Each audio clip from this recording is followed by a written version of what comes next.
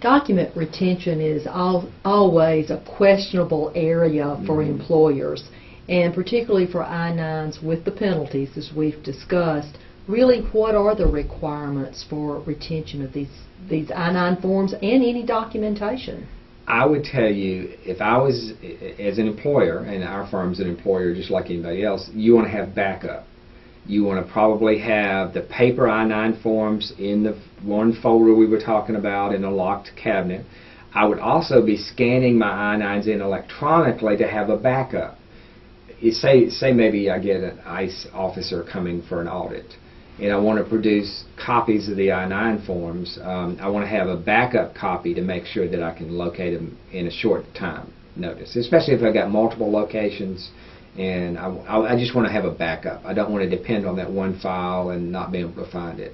So, in fact, you are able to scan and load these in a computer. That does not violate any Privacy Act or any parts of this law. Not a bit. You do have certain requirements. Let's talk about the retention requirement. And this is kind of a nice little form to help you understand. You have to retain an I-9 form for 3 years from the date it was filled out, completed, or from 1 year after the employee leaves you, whichever is longer.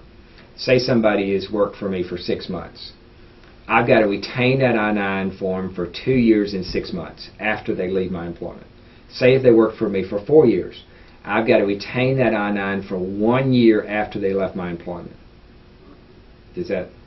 It makes sense, okay. But it's just more paperwork to keep up with. That's why this form would be very valuable.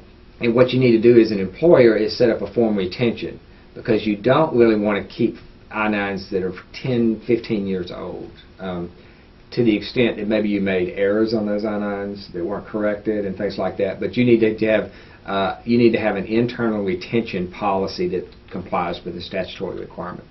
So you can retain them 3 different ways: paper retention, microfilm.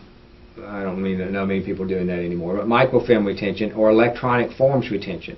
You're able to set these forms up. Large employers, a lot of times they're setting these up as totally electronic documents.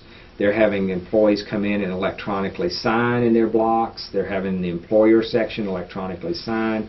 They're storing them totally electronically. So that's an option. Or you can do what we're talking about: paper fill them out, scan them in, and save them electronically. You've got to have ways to index them and retrieve them is the main issue. And you've got to make sure you've got backup. So if you're going to store them electronically, you want to have some other backup drives that you can retrieve those on. And that's just a good. But you can store them all, at least three different ways. So as I was talking about, reasonable controls to ensure the integrity, the accuracy, and the reliability.